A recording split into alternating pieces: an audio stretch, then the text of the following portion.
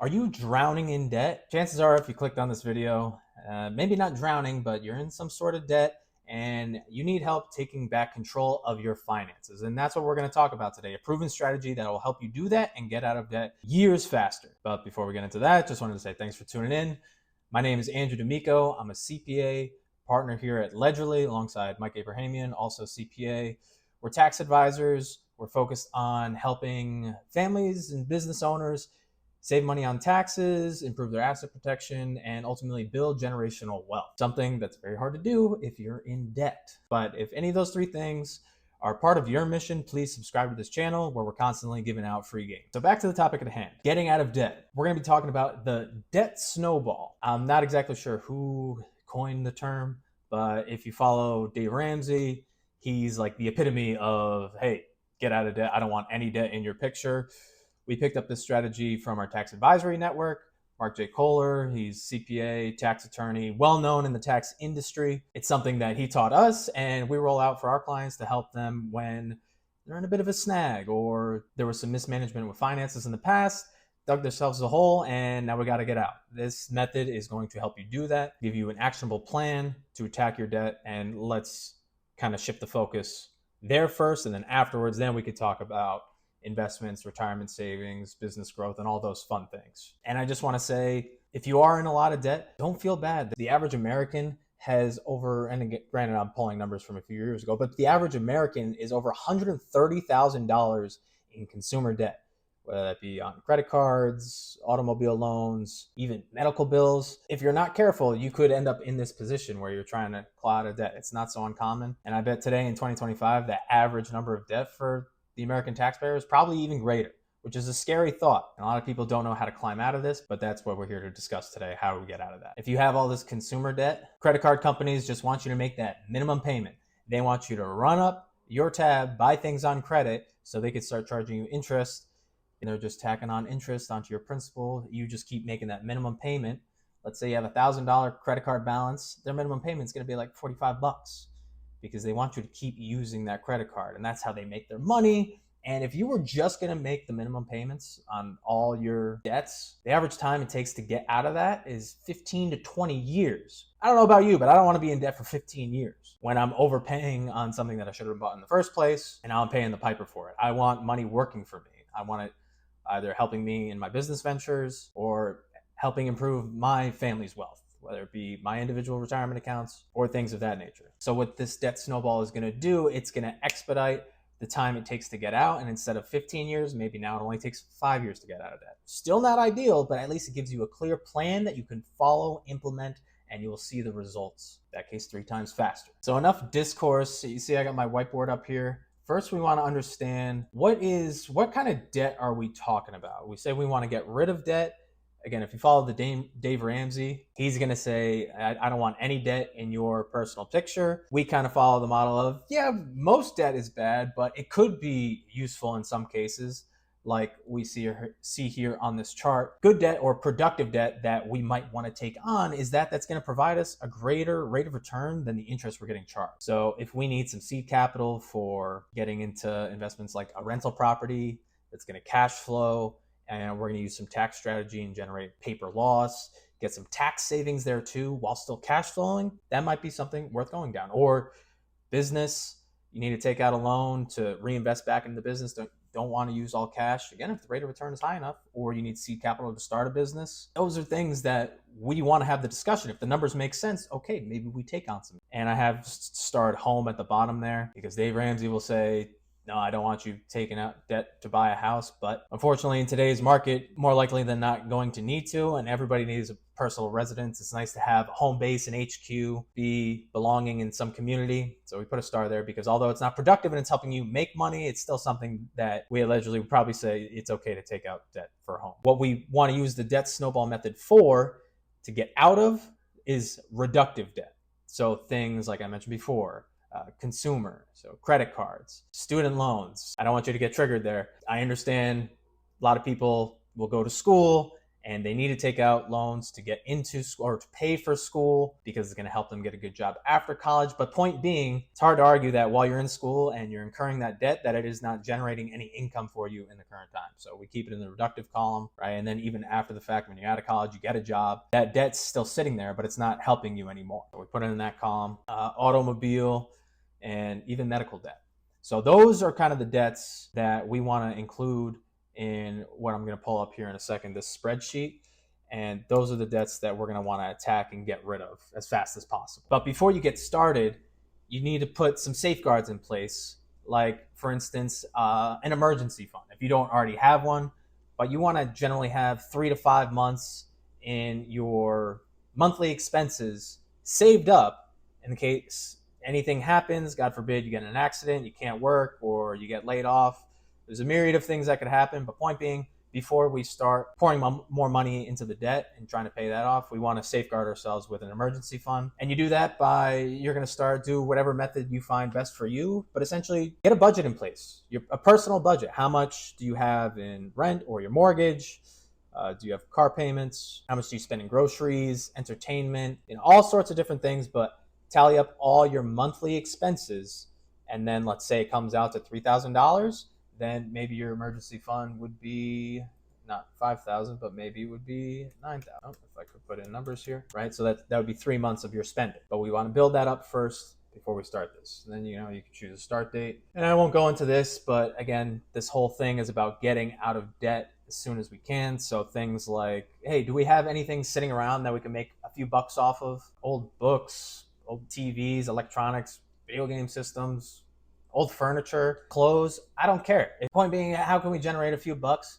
Whatever you have kicking around, if you haven't used it in the past 6 months, a year, just sitting around in your house or your apartment, put it on Facebook Marketplace. Get it up on eBay. Hell, start a garage sale. Who cares? Just get it out. Let's see what we can kind of kickstart this thing with, and let's get a few extra bucks in our pocket. After that, we want to commit to paying yourself a certain dollar amount above what your minimum debts currently are. So let's get to the template that we use for our clients with the debt snowball. So for this to make sense, you gotta understand we need to capture all of our debts. Again, that reductive debt, so consumer credit cards, auto loans, yada, yada, whatever. And we're gonna tally it up, and this is the spreadsheet we use.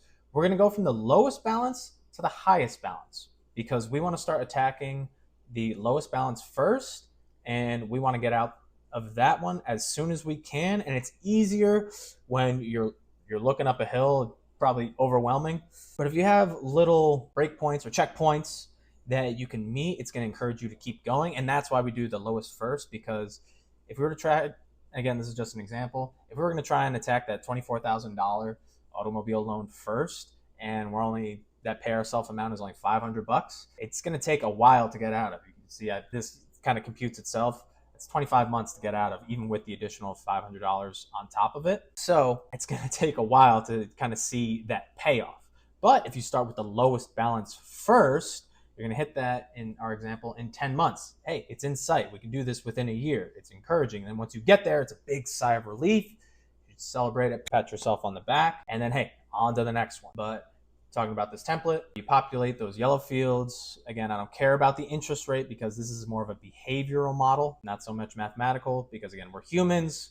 And once we get that dopamine hit, it's going to be encouraging, and we're going to want to chase that again. And it's easier to hit when we start with the lowest balance. But with that pay ourself amount from above, that in this example, $500, we're going to start working maybe overtime, or we're going to get part-time job, something. You got in this position, you got to commit to getting yourself out of, and that's going to take some effort on your part. But how this works is, hey, let's say we have $5,000 due. Our current monthly minimum is $50. Now our minimum payment is really going to be $550.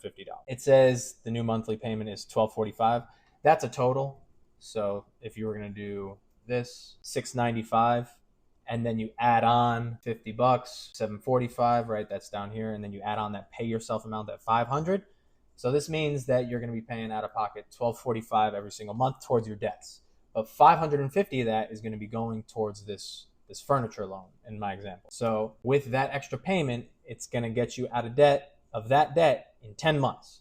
We want to attack that first. So you can see, trust my formulas are right. Yep. So this current monthly plus the pay yourself. Yep. So 10 months is accurate. And then once we get out, what are we going to do next? It doesn't stop there. Then you go on to the next debt. And now you're going to add $500 onto that $95 minimum. And then from there, it's going to take 17 months. And then again, rinse and repeat until you get out of debt completely. And you can see your monthly payment is going to go down, because now once we're onto the second debt, it's only these guys plus $500. And then this one is these two plus $500, on and on. But what I tell my clients, and I even did this myself, I'm not embarrassed to say I had to use Debt Snowball. I used this exact Excel spreadsheet, Google sheet, because I got into debt when I was in college. Like, yes, because of the student loans, but even before I took my first accounting class and I knew all the repercussions of credit, and it's not uncommon, I fell into consumer debt. Wanted to go on spring break with my friends, bought a few things I didn't necessarily need, but I found myself in some debt.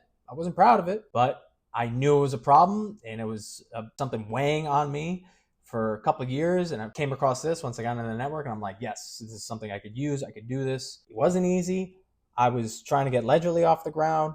I was driving Uber. I even had a part-time job in a deli while working full-time. It sucked. It was not easy. But the great thing about doing all that and going through that pain, instead of looking down the pipe, you might be saying, Andrew, like, this thing sounds good and everything, but 71 months, what's that, 6 years? That's still kind of a long time. And it could be daunting looking down like, hey, oh my God, the next 6 years of my life, I'm really going to penny pinch and have this weighing over me the entire time.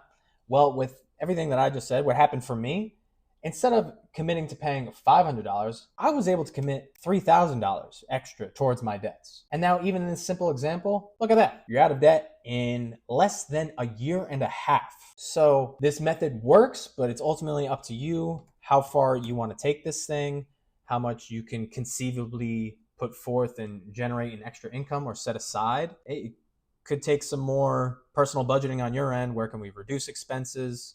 And again, where can I pick up that extra income? Because again, the reductive debt is just something that hangs over your head. It's draining on you. It's stressful. And then as soon as you get out to the other side, and it's like, oh my God, a world of possibilities open. You just committed to paying, $1,000 plus every single month. And then once you're out, you got used to paying $1,000 a month. What gets fun is once you're finally out, now we could start talking about, how can I reinvest this? Do you have an IRA? Have you probably put off funding those while you're trying to get out of this debt? But now once you get past that, now you have that $1,000 a month, let's go ahead and fund some Roth IRAs, some HSAs, or if you got a business and a solo 401k, right? Because once you get used to overpaying this every single month, you want to keep that going. And this spreadsheet does a great job of kind of showing you where you'll be, in 1 year, 5 years, 10 years, because after this is all said and done, then it says, okay, go ahead and take that monthly payment you were making of $1,245 and put it back into a retirement account or a brokerage account or something that's going to earn you, return on your investment. And you can play with these numbers, and it can kind of give you an idea of where you could be. And again, play with this number, and then these numbers change down here, and it's just encouraging, and it's a roadmap for you and something that you can go back to. And you should save this down on your phone, take a screenshot of it. It should be in the top of your mind, because again, we're humans, we're behavioral, we're emotional, and it's easy to get sidetracked with different things. But if you make this a priority, if you want to get out of debt, you need to commit to this, and it will work for you. So again, if you're one of our clients or you book us for a call, we'll happily share this spreadsheet with you. Or you can even try and devise it on your own. I'm sure there's probably some free templates out there. Even if you need a budget template, I'm sure there's numerous resources online that you can download and use yourself. Or if you're old fashioned, do a paper, whatever works for you, whatever is going to help you stay to this plan, stay part of the course, and get out debt the fastest, then do that. So guys, I hope you found this helpful. If you are in debt, again, I'm not here to blame anybody, but a lot of times when people fall into debt, they'll make excuses, and sometimes it's unavoidable and other times it's self-inflicted. But whatever the case, if you find yourself in debt, in that position that you don't really like, and you're not able to use money strategically in the way that you want towards retirement, then you need to get a debt snowball going for you. Again, it's a strategy we give out to our clients. It's something I've even used myself. I can attest to this. It works. You get like a real high getting that first balance paid off, and then it just encourages you to go more. And then maybe instead of $500 extra pay yourself every month, maybe you're feeling good, you're making a little extra income, and then maybe you up it to $1,000, or maybe you up it to $1,500, whatever it is. Like I said, I was able to get it up to an extra $3,000 paying towards it, and that just helped me get it out exponentially faster. Instead of the the minimum payment on everything taking you 15 to 20 years. No, we want to get rid of this thing, but it's going to take effort and commitment by you. Hope this is helpful. If you want to get your hands on this template, get over to our page, www.goledgerly.com. Book us for a free discovery call. And if you need further instructions, we can get on a tax call and really walk you through how this works and how it can be implemented for you, as well as a number of other incredible tax strategies that we have at our disposal. But again, before we get into that, first thing you want to do is get out of the debt so you can live a debt-free life and then start focusing on a tax-free retirement. Please drop this video a like, comment some questions, or even share with us your debt-free journey. We'd love to hear about it. Thanks for tuning in. We'll see you next time.